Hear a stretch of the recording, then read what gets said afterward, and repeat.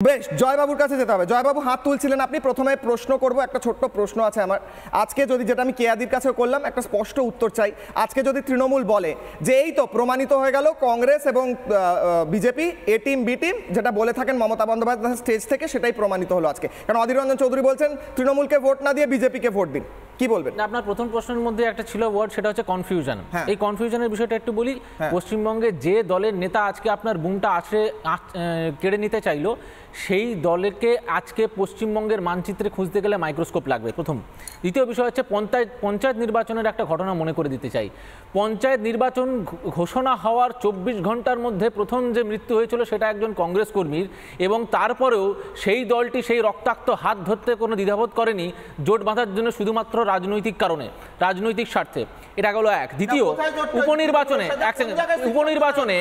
আজকে একটা উপনির্বাচনে, আরে শেষ করতে দিন, উপনির্বাচনে কত কষ্ট করে একটা সিট জিতেছিল, সেই সিট জেতার পরও সেই একটা ক্যান্ডিডেটকেও তারা রুখে রাখতে পারেনি তাদের দলে। আজকে সবথেকে বড় বিষয় হচ্ছে তাদের নিজের সংগঠনের মধ্যে তাদের কর্মীরা তাদের ভরসা হারিয়েছে যে এই দলটার পাশে থাকবো কিনা, এক। আর দ্বিতীয়, ভোটাররা তো বুঝেই গেছে যে এদেরকে ভোট দিয়ে কি হবে, এদেরকে ভোট দিয়ে যদি জেতাই সেই ক্যান্ডিডেট তো চলে যাবে অন্য দলে।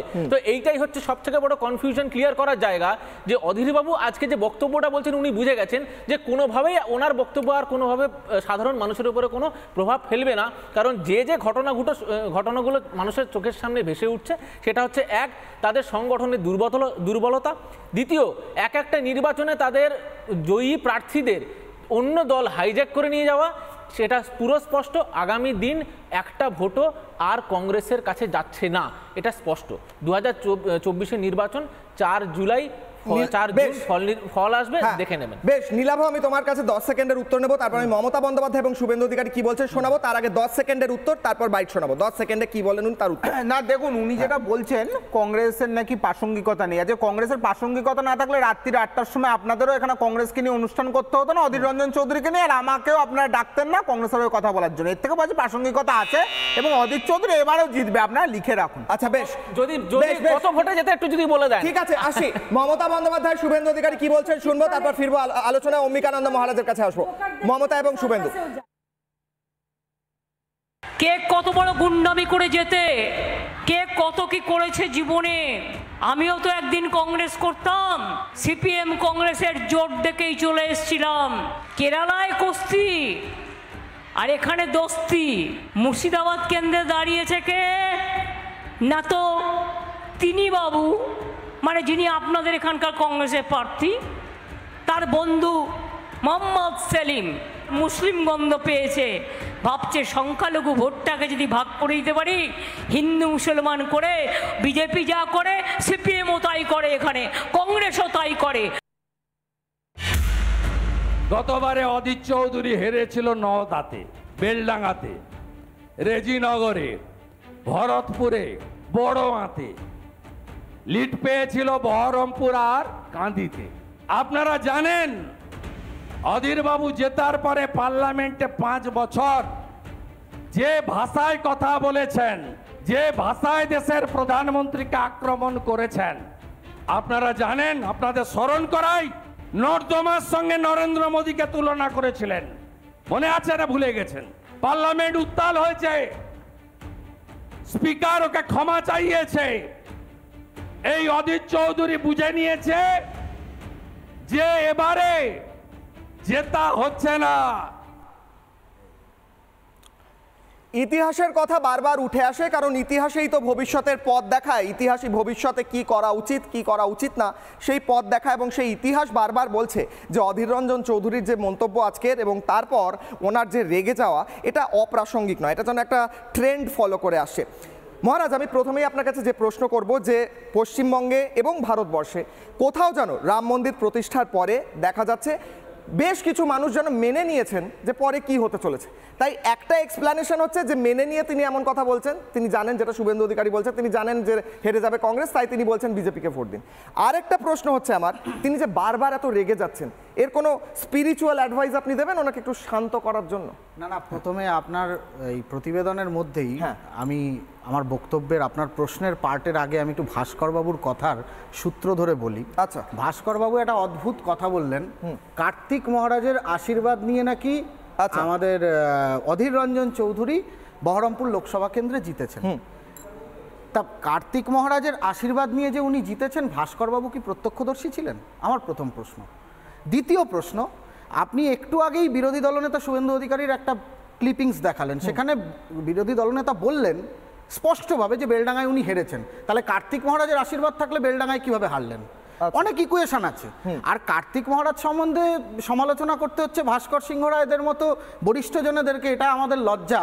আমি কার্তিক মহারাজের মুখপাত্র হিসেবে আসিনি, কিন্তু যেহেতু সন্ত সমাজের একজন প্রতিনিধি হিসেবে কার্তিক মহারাজ আমাদেরই একজন, তাই আমাকে এই কথাটা বলতেই হলো।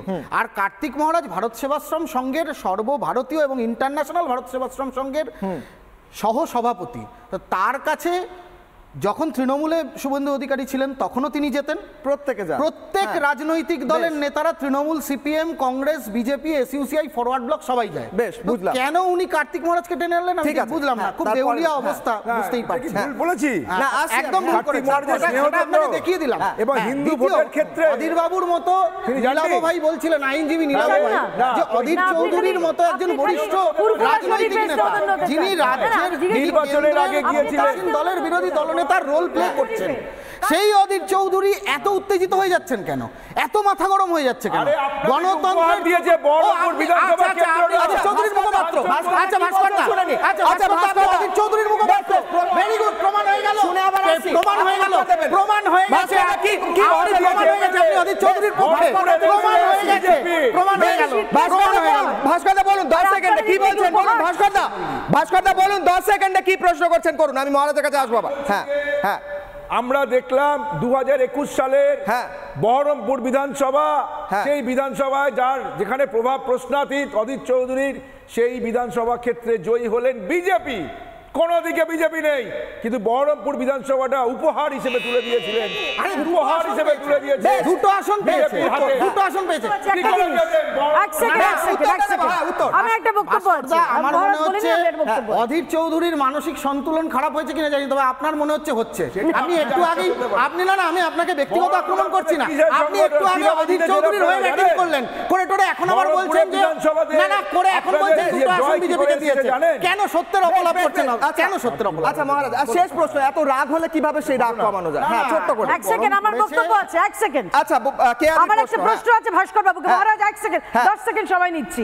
উনি বলছেন ভারতীয় জনতা পার্টির বিধায়ক বহরমপুরে নির্বাচিত হয়েছেন, সেটা নাকি ওনার ভাষা সেটিং। মুর্শিদাবাদেও কিন্তু আমাদের বিধায়ক রয়েছেন, এখন যিনি আমাদের ক্যান্ডিডেট গৌরী শঙ্কর ঘোষ, তাহলে কি আপনাদের সঙ্গে সেটিং ছিল মুর্শিদাবাদে? আর এটার উত্তরটা দিন না আগে। ভারতীয় জনতা পার্টিকে মানুষ বেঁচেছে, এত আপনাদের সন্ত্রাস, এত ভোট লুটে শত মানুষ বেঁচেছে, মানুষ জিতিয়েছে। বেশ, ভাস্করদা উত্তর, ভাস্করদা উত্তর। দেখুন, স্বাধীনতার পর থেকে ভাস্করদা হাসছেন, এটা বেশ ভালো লাগছে। না, স্বাধীনতার পর থেকে বহরমপুর বিধানসভা কেন্দ্র ভাস্করদা হেসে ফেলেন, অধীর চৌধুরী রেগে যান, ভাস্করদা হেসে ফেলেন। হ্যাঁ, মানুষ জানে, এবং এই অধীর চৌধুরীর জেতার পেছনে বিজেপির অবদানের কথা মানুষ জানে। বলুন সেটা। কথাটা বলে দিয়েছেন যে তৃণমূলকে নয়, বিজেপিকে ভোট দিন, এবং বিজেপিকে ভোট দিতে বলেছেন। এবং কংগ্রেস থেকে তো বিজেপিতে লোকজন যাচ্ছে, রিসেন্টলি আমরা দেখেছি নেতারা। বেশ, 10 সেকেন্ড দেব মহারাজকে। মহারাজ 10 সেকেন্ড, এক মিনিট আসি আলোচনা করছি। মহারাজ 10 সেকেন্ড শেষ করুন। হ্যাঁ, যা বলছি।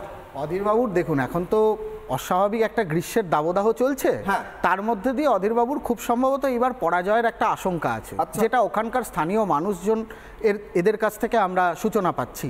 সেই অবস্থা থেকে, সেই অবস্থার পরিপ্রেক্ষিতে অধীর বাবু এই ধরনের একটা রিয়্যাক্ট করে ফেলেছেন। ওনার মধ্যে বেশ কিছুদিন ধরে করছেন, গরমের কারণেও হতে পারে, গরমের কারণেও হতে পারে, পরাজয়ের কারণেও হতে পারে। গরম বা পরাজয়, একদম ফিরবো আলোচনায়। গরম বা পরাজয়ের কারণে অধীর রঞ্জন চৌধুরীর হয়তো মাথাটা গরম হচ্ছে। ঠিক আছে, বেশ, আপনি কিন্তু আচ্ছা ভাস্করদা উত্তরটা কিন্তু পেলাম না। যাই হোক, আমার কাছে এক মিনিট, আমার কাছে জয়বাবুর কাছে আরেকবার আসবো, তারপর নীলাববাবুর কাছে আসবো। জয়বাবু, অধীর রঞ্জন চৌধুরী যখন, আমি সেই ইতিহাস নিয়ে একটু বলছিলাম, 1991 সালে যখন দাঁড়ালেন নবগ্রামে, তখন একটা সময়ের জন্য অপহরণ করে নেওয়ার অভিযোগ ওঠে, সেই সিপিএম তার বিরুদ্ধে অভিযোগ ওঠে। তারপর তাকে জেলে যেতে হয় 1996 সালে, আবার সিপিএম। আবার 2005 সালে জেলে যেতে হয়, আবার সিপিএম। সেই সিপিএমের এত প্রশংসা অধীর রঞ্জন চৌধুরী করছেন, এখন হয়তো বহরমপুর বা মুর্শিদাবাদের সাধারণ মানুষই বুঝে উঠতে পারছেন না যে অধীর রঞ্জন চৌধুরী আসলে চাইছেনটা কি, কাকে জেতাতে চাইছেন, কি বলতে চাইছেন, আমরাও বুঝতে পারছি না। অধীরবাবু এখন খেই হারিয়েছেন। একটা জিনিস পরিষ্কার বুঝতে হবে যে ওনার কথা এখন ওনার পার্টির কর্মীরা শুনছে না, 99% বলছেন এই মানুষটা পাগল হয়ে গেছে, একে এই প্রদেশ কংগ্রেসের এইরকম একটা দায়িত্ব দেওয়া উচিত, একদম রাখাই উচিত না। আর দ্বিতীয় দিক থেকে আমরা দেখতে পাচ্ছি একদিক থেকে আপনার নেতার কথা হাইকমান্ড শোনে না। রাহুল গান্ধী আপনার নেতা কিনা বলুন, রাহুল গান্ধী আপনার হাইকমান্ড বলেন তো, আপনাদের শব্দটা ব্যবহার করে হাইকমান্ড। সেই হাইকমান্ড থেকে আসা রাহুল গান্ধী যখন এখানে আসে সেইখানেও দেখা যায় সে একদিকে যায়, আপনার প্রদেশ কংগ্রেসের নেতা আরেক অধীর রঞ্জন চৌধুরী অন্যদিকে যাচ্ছে। তো এই জিনিসটা প্রত্যক্ষ করেছে সাধারণ মানুষ। একটা জিনিস পরিষ্কার, হাইকমান্ডের সঙ্গে প্রদেশ কংগ্রেসের কোনো লিঙ্ক নেই। প্রদেশ কংগ্রেস একরকম বলছে, হাইকমান্ড আরেক রকম বলছে, তাদের কথা শোনে না হাইকমান্ড।